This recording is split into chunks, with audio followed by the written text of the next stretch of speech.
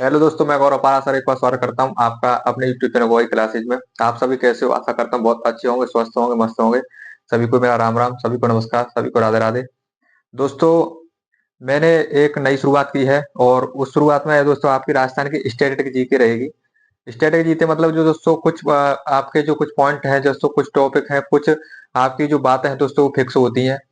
जो किसी का प्राचीन नाम हो, किसी का उपनाम हो, या मतलब कोई जगह हो, किसी का जगह का प्राचीन नाम हो। तो इस तरीके दोस्तों हम स्ट्रेटेजी के बारे में बात करेंगे।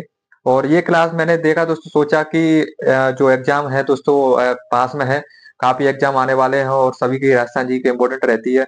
और यहाँ से दोस्तों क्वेश्चन सीधा सीधा पूछ लिया जाता है और स्ट्रेटेजी के से। और उसमें क्या रहता है कि मतलब सीधा क्वेश्चन आने के बाद भी कुछ क्वेश्चन छूट जाते हैं। तो मैंने सोचा कि स्टैटिक जीके आपके यहाँ पर रखी जाएगी और स्टैटिक जीके क्लास 10 से 15 मिनट की रहा करेगी।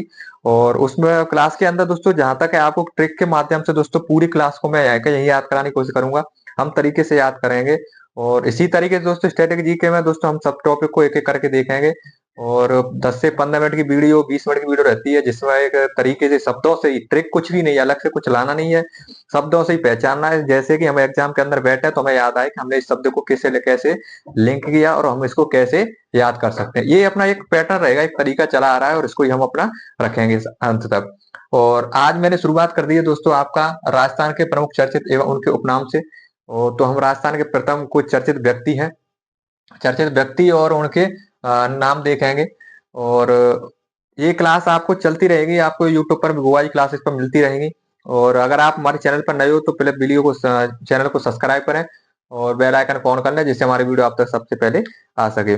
और इसको हम शुरुआत करते हैं। चलो दोस्तों, आज का हमारा टॉपिक सबसे पहले राजस्थान के प्रमुख चर्चित व्यक्ति एवं उनके नाम, ठीक है। तो आपकी क्लास फर्स्ट है आज की, आज से हम शुरुआत करते हैं दोस्तों और इसको कंटिन्यू रखेंगे। और ये आपको क्लासें मिलती रहेंगी, साइकोलॉजी भी चलेगी, कॉन्स्टिट्यूशन भी आपको मिलता रहेगा बीच बीच में। और ये आपका राजस्थान के प्रमुख चर्चित मतलब जो भी स्टैटिक जी के है राजस्थान की, वो आपको यहाँ पे अवेलेबल हो जाएगी। टॉपिक ये ऐसे रहते हैं दोस्तों, यहाँ से ना क्वेश्चन सीधा रहता है और नंबर आने के चांस ज्यादा रहते हैं। तो मैंने सोचा कि ये भी एक अपना एक तरीका रह सकता है और इसको हम आराम से याद कर सकते हैं। तो चलो शुरुआत करते हैं दोस्तों। आज के हमारे क्लास में है राजस्थान के प्रमुख चर्चित व्यक्ति, है ना। चर्चित कौन व्यक्ति और उनके उपनाम, ठीक है। तो आपकी पहली क्लास है। तो इसमें कुछ 10-11 चर्चित व्यक्ति हैं जो अधिकतर एग्जाम के अंदर पूछे भी जाते हैं और आप देखोगे हाँ कहीं पूछे भी गए हैं। तो सबसे पहले अगर बात करें हम दोस्तों अमरचंद भाटिया। हम अगर किसी व्यक्ति के बारे में बात करें तो दोस्तों थोड़ा बहुत उसके बारे में भी जान लेंगे, हाँ कि इस व्यक्ति में क्या रहा था, ये कैसे है, क्यों, ठीक है, इस तरीके से। तो अमरचंद भाटिया की बात करें दोस्तों, तो अमरचंद भाटिया एक राजस्थान के प्रमुख क्रांतिकारियों में से हैं। अगर कहा जाए तो दोस्तों अमरचंद भाटिया एक जैन परिवार से है।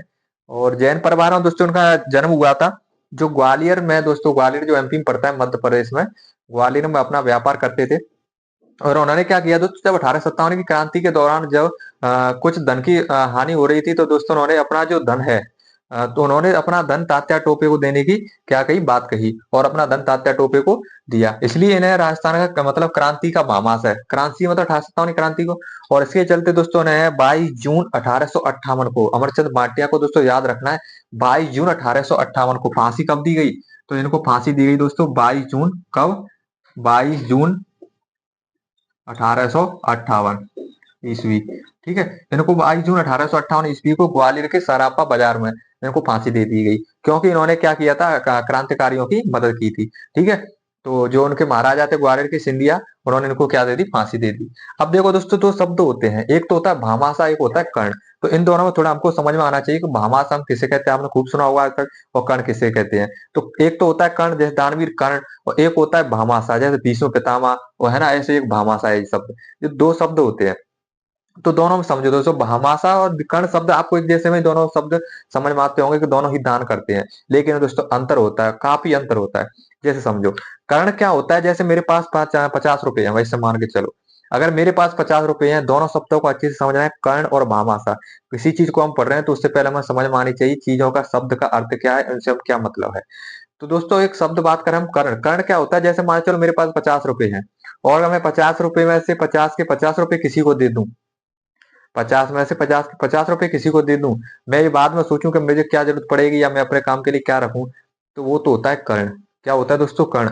और मान के चलो जैसे अंबानी के परिवार से कोई, ठीक है, अंबानी पे काफी पैसे हैं, कोई कमी नहीं पैसों की, अब उसमें से वो 10 लाख, 20 लाख, 50 हजार या 1 लाख, 2 लाख किसी को दान कर दे, तो उस पर कोई फर्क पड़ेगा क्या? नहीं पड़ेगा ना। तो वो होता है भामाशा। तो ध्यान रखना है दोस्तों, कर्ण और भामाशा में क्या अंतर होता है। अगर किसी का अपार भंडार है, उसमें से थोड़ा सा कोई दे दे, तो वो तो होता है भामाशा। और जिसके पास एक लिमिट का भंडार है, एक लिमिट है उसके पास, और उसको लिमिट में से भी वो दे रहा है, या उस पूरे कोई पूरा दे रहा है, तो वो क्या है, कर्ण दोस्तों। तो ये चीज दोस्तों क्या है, समझने वाली बातें हैं। ठीक है, तो भामाशाह और कर्ण हमने अंतर समझा। अब देखो, क्रांति का भामाशाह क्यों कहा जाता है, क्योंकि इन्होंने क्या किया था, देखो मैं बताया था कि तात्या टोपे को 1857 की क्रांति के समय क्या दिया था, धन दिया था। तो ध्यान रखना है। अब क्रांति का भामाशाह कहा जाता है, राजस्थान का दूसरा भामाशाह कहा जाता है। क्या कहा जाता है, राजस्थान का दूसरा भामाशाह कहा जाता है। और तीसरा राजस्थान का मंगल पांडे कहा जाता है। राजस्थान का मंगल पांडे, आपको पता होगा देश के मंगल पांडे थे। 8 अप्रैल 1857 को फांसी दी गई थी। तो देश के जो मंगल पांडे थे दोस्तों, मंगल पांडे एक ऐसे व्यक्ति थे जिन्होंने ना सबसे पहले देश में प्रथम सबसे पहले फांसी दी गई थी, जो प्रथम शहीद व्यक्ति थे 1857 क्रांति के दौरान। ऐसे ही ये भी दोस्तों राजस्थान से अमरचंद भाटिया प्रथम थे, इसलिए राजस्थान का नाम मंगल पांडे भी कहा जाता है। अब देखो दोस्तों, इन्हें याद कैसे करना है। अब हमारी बात आती है, मैं इन्हें याद कैसे करूं इससे। अमरचंद भाटिया को मुझे ये तीनों वर्ड याद रखने हैं, क्रांति का भामाशाह, राजस्थान का दूसरा भामाशाह, मंगल पांडे। इसको हम कैसे से याद कर सकते हैं। तो चलो दोस्तों याद करते हैं। और अमरचंद भाटिया दोस्तों, देखो अमरचंद भाटिया को हम याद रखेंगे अमीर। क्या है, अमीर। और भामाशाह शब्द अमीर से संबंधित होता है, आपको पता है। अमर, अमर से क्या रखना है, अमीर। अमीर का है तो भामाशाह, तो क्या है का, अमर है, क्योंकि क्रांति का, क्रांति में इन्होंने समझी मुखिया दिया, काम दिया, तो ये क्या हमेशा अमर रहेगा। अमर रहेगा मतलब इसका नाम चलता ही रहेगा। देखो क्रांति 1857 की बात है, आज हम पढ़ रहे हैं, तो क्या अमर है ना। तो क्रांति के समय थे, इसलिए इन्होंने क्रांति में योगदान दिया। तो क्रांति का भामाशाह हो गया, अमीर थे तो भामाशाह। फिर राजस्थान का दूसरा भामाशाह, क्योंकि राजस्थान से संबंध रहते हैं, तो राजस्थान दूसरा। और तीसरा राजस्थान का मंगल पांडे, क्योंकि इन्होंने भामाशाह कह रहे हैं क्योंकि इन्होंने दान दिया था, और दान में तो अपना फांसी भी दी गई थी 22 जून 1857 को, है ना, ग्वालियर के सरापा जिले में, सरापा बाजार में, ग्वालियर जिला, एमपी। तो दोस्तों ये राजस्थान का मंगल पांडे भी कहा जाता है, ये ध्यान रखना है। ठीक है, एक ही शब्द से अमीर से याद रखना है। अमीर कौन, भामाशाह। भामाशाह अमर, अमर रहेंगे क्योंकि क्रांति के समय उन्होंने क्या दिया था, अपना योगदान दिया था, है ना, पैसे के।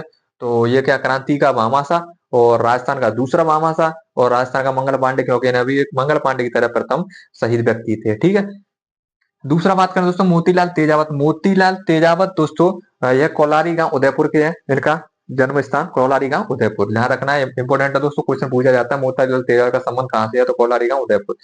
अब देखो दोस्तों, आदिवासियों को मसीहा कहा जाता है। इन्हें आदिवासियों का मसीहा इसलिए कहा जाता है दोस्तों, क्योंकि इन्होंने भीलों का मसीहा और आदिवासियों का मसीहा इसलिए कहा जाता है, क्योंकि उन्होंने भीलों के लिए, आदिवासियों के लिए बहुत अच्छे काम किए। और उन्होंने ना शुरुआत से ही इनको क्या किया। और उदयपुर वैसे दोस्तों देश का आदिवासी क्षेत्र आता है, भील कहो या आदिवासी, भील आदिवासी ही होते हैं। तो ये ध्यान रखना है, मोतीलाल तेजावत आदिवासियों का मसीहा कहा जाता है, भीलों का बाप जी कहा जाता है। कैसे याद रखोगे, अब देखो, अगर कोई मोती है ना, मोती है, अगर कोई मोती को दान कर रहा है तो मसीहा है, भाई जो ऐसी काम कर रहा है। और किसको कर रहा है, आदिवासियों को, जो एक गरीब बोला जाता है, एक गरीब समुदाय है ना। हालांकि आजकल तो नहीं कह सकते, लेकिन एक गरीब समुदाय समझे संस्कार कर सकते हैं, तो मसीहा, है ना। मसीहा दोस्तों मतलब वही तो होगा जो मोती जैसी चीजों को दान कर रहा है, तो मसीहा। या भीलों का बाप जी, बाप जी मतलब उनका जैसे मान सकते हैं एक अच्छा पद है बाप जी का, है ना। तो तीसरी बात करें दोस्तों हम, महाराजा गंगा सिंह। महाराजा गंगा सिंह को तो आपको बताने की याद है नहीं, जरूरत है नहीं याद कराने की, आपको आराम से परिचित हो कि जब बीकानेर में दोस्तों जब पानी की दोस्तों जरूरत पड़ी थी, तो महाराजा गंगा सिंह ने दोस्तों क्या उन्होंने अपने नहर की, एक गंग नहर के नाम से एक नहर निर्माण निकाली। और इसलिए इसे राजस्थान का क्या कहा जाता है, भागीरथ कहा जाता है। क्या कहा जाता है, राजस्थान का भागीरथ कहा जाता है। तो ये तो याद कराने वाली जरूरत है ही नहीं दोस्तों, है ना। जमनालाल बजाज, जमनालाल बजाज की बात करें दोस्तों, हम ये जयपुर से संबंधित है, और इनका गांधी का पांचवा पुत्र कहा जाता है, क्योंकि इन्होंने दोस्तों गांधी जी से मांग की थी कि मुझे अपना पांचवा पुत्र मानिए, तो गांधी जी ने उनको अपना पांचवा पुत्र माना, इसलिए ही इन्हें गुलाम नंबर 4 भी कहा जाता है। क्या कहा जाता है, गुलाम नंबर 4। उन्होंने गांधी के साथ, इन्होंने दोस्तों जो उनके जो वो आंदोलन थे, उन्होंने क्या किया, साथ दिया, और उनके साथ काम भी किया था। ठीक है, ध्यान रखना। फिर बात करें दोस्तों मास्टर प्यारेलाल गुप्ता। मास्टर प्यारेलाल को गुप्ता को दोस्तों चिड़ावा का गांधी कहा जाता है। चिड़ावा गांधी क्यों कहा जाता है दोस्तों, मास्टर प्यारेलाल गुप्ता अलीगढ़ से दोस्तों यहाँ पर चिड़ावा आए, और चिड़ावा आते इन्होंने एक स्कूल खोला, स्कूल खोला, तो इसलिए इनको क्या जाता है, चिड़ावा का गांधी कहा जाता है। याद रखना। अब देखो इसको कैसे याद करोगे, जमनालाल बजाज गांधी का पांचवा पुत्र, या गुलाम नंबर 4। गांधी का पांचवा पुत्र तो कौन, जमनालाल बजाज।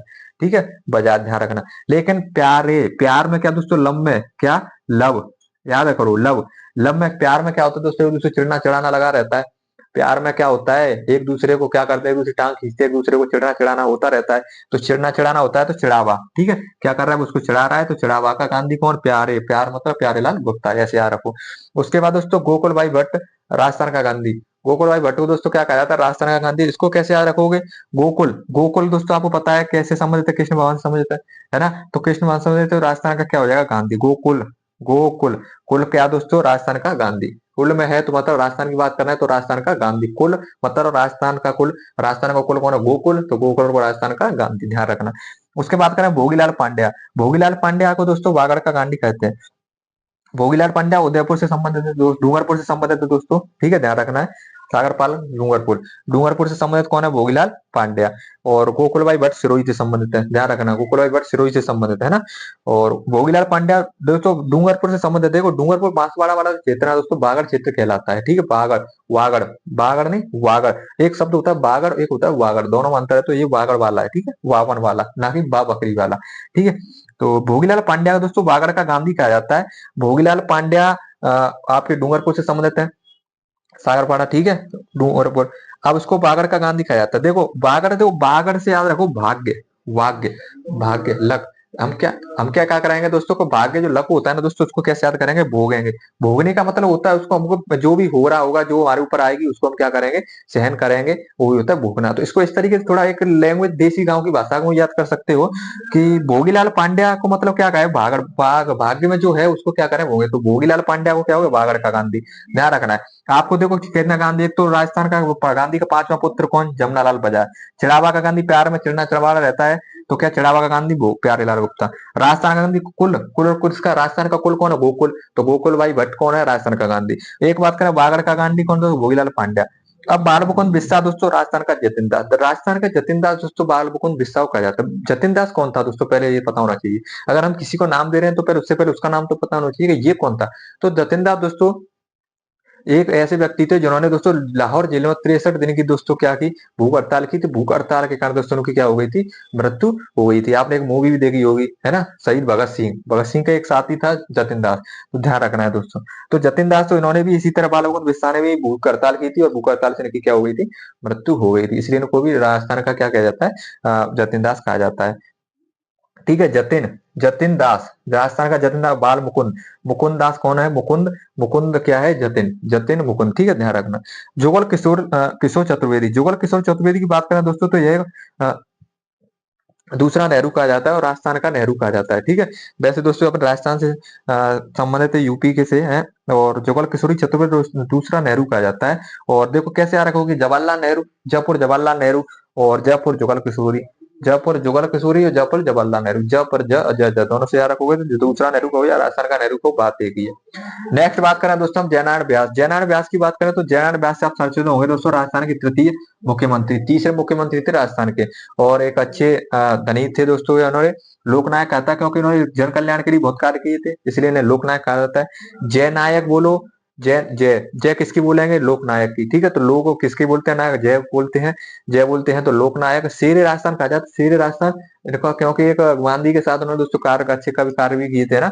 और इनका एक तो लोकनायक, दूसरा इनका नाम है शेर राजस्थान, तीसरा लक्कड़ का पक्कड़, लक्कड़ का पक्कड़। और इनका तीसरा एक नाम है, चौथा नाम है धुनका धनी, और 10 साहब। पांचों नाम दोस्तों इंपोर्टेंट है, ध्यान रखना है। जिसमें सबसे ज्यादा है एक तो धुनका धनी, और लक्कड़ का पक्कड़, और लोकनायक। ये कई बार पूछा जाएगा राजस्थान का लोकनायक किसे कहा जाता है, ठीक है। लोकनायक से परिचित व्यक्ति कौन है, चर्चित व्यक्ति कौन है, किसको लोकनायक कहा जाता है, तो जयनारायण व्यास को कहा जाता है, याद रखना है। जय किसकी बोले, लोग भी बोलेंगे, शेर, लोक, लक्कड़ का पक्कड़, और धुनका धनी, ठीक है। और द साहब, साहब साहब की तो जय बोलनी बोलनी है, तो जय, द साहब तो जय नारायण व्यास। और लक्कड़ का पक्कड़ कौन होगा, नारायण जी, नारायण के लक्कड़ के पक्कड़ है, जहां उठा वहां चल दिया, ठीक है। और शेरे राजस्थान, और गोकुल वर्मा, गोकुल वर्मा तो शेरे भरतपुर कहा जाता है, भरतपुर का भीष्म कहा जाता है दोस्तों। देखो गोकुल वर्मा, गोकुल वर्मा को ध्यान रखना है, शेर भरतपुर, मतलब इन्होंने भरतपुर के लिए कार्य किए, शेर का भरतपुर या भरतपुर का भीष्म कहा जाता है। भरतपुर का भीष्म कहा जाता है किसको, गोकुल वर्मा को। तो ये दोस्तों आपका क्या था, एक राजस्थान से संबंधित 11 व्यक्ति तो उनसे कुछ संबंधित नाम थे।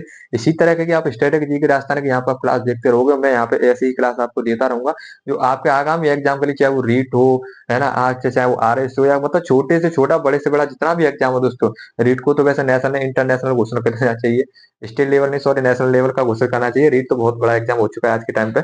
और अब भी कुछ 14 लाख के आसपास कुछ फॉर्म आ चुके हैं रीट के, जो 27 फरवरी को एग्जाम होने वाला है उसका, है ना। तो दोस्तों ये क्वेश्चन ना सीधे क्वेश्चन आते हैं, चाहे आपका वो छोटे से बीएसटीसी का ले लो, रीट का ले लो, या बड़े से बड़ा एग्जाम ले लो, यहाँ से सीधे सीधे क्वेश्चन पूछे जाते हैं स्टैटिक जीके से। और मेरी यह कोशिश रहेगी कि मैं आपको यह एक एक करके सभी क्लास यहाँ पर उपलब्ध कराऊं, और एक एक टॉपिक को दोस्तों आसानी से इसी तरीके से आपको याद कराता रहूं, जैसे लव, लव मतलब क्या, लव में चिड़वा चिड़ाना चिड़ावा रहता है, इस तरीके से ना। तो ये आपका एक शेड्यूल चलता रहेगा, एक तरीका रहेगा, एक पैटर्न अपना, इस तरीके से आगे बढ़ेंगे। और प्रत्येक वीडियो को यहाँ पे देखने को आपको इसी तरीके से मिलेगा, यही अपना तरीका रहता है, शब्दों से याद करना, अलग से कोई ट्रिक रहती नहीं है। हमें तो बस ये है कि एग्जाम में देखना है कि हमने क्या किया था, प्यार है, अच्छा प्यार, प्यार में क्या किया था, चिड़ना चिड़ावा, ठीक है, चिड़ावा का दाम। इस तरीके से दोस्तों हमारा एक तरीका रहता है। तो ये आज आपकी जो क्लास थी दोस्तों किससे थी, स्टैटिक जीके से संबंधित थी, और जिसमें हमने देखा राजस्थान के प्रमुख चर्चित व्यक्ति, और भी देखे हैं दोस्तों, और भी व्यक्ति हैं, उनके नाम भी देखेंगे, और मतलब एक एक से सभी टॉपिक को क्लियर करेंगे। तो आपको ये क्लास कैसी लगी कमेंट करके जरूर बताएं। अगर आप हमारे चैनल पर नए हो तो चैनल को सब्सक्राइब करें, वीडियो को शेयर करें ज्यादा से ज्यादा अपने मित्रों तक, दोस्तों तक, सभी को, अपने परिवारजनों, यारों को, जिससे वो सभी इस चीज को देख सकें कि हाँ एक नई शुरुआत है, जो हम इसको अच्छे से पढ़ सकते हैं, और पढ़ ही नहीं सकते दोस्तों, हम देख ही नहीं सकते, इसको हम आसानी से याद भी कर सकते हैं। एक तरीका अपना याद करने का क्या रहता है शब्दों से दोस्तों, वो भी हम आप सीख सकते हैं इससे गोवाई क्लासेस के माध्यम से। तो आप सभी को बहुत बहुत धन्यवाद।